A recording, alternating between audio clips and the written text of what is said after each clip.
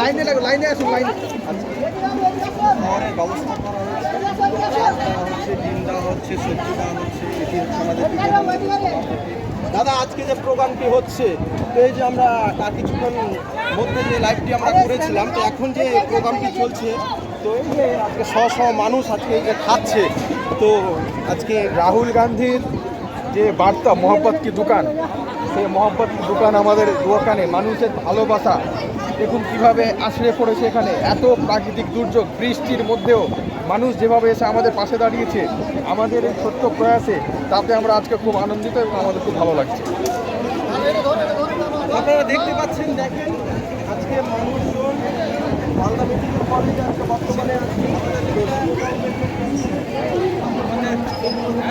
উপলক্ষে আজকে আমরা মালদা মেডিকেল কলেজ ও হাসপাতালে আমরা ছোট্ট একটা প্রয়াস নিয়েছি, উদ্যোগ নিয়েছি যুব কংগ্রেস এবং ছাত্র পরিষদের যৌথ উদ্যোগে।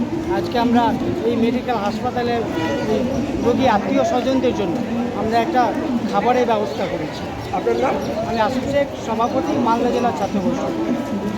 মালদা জেলা।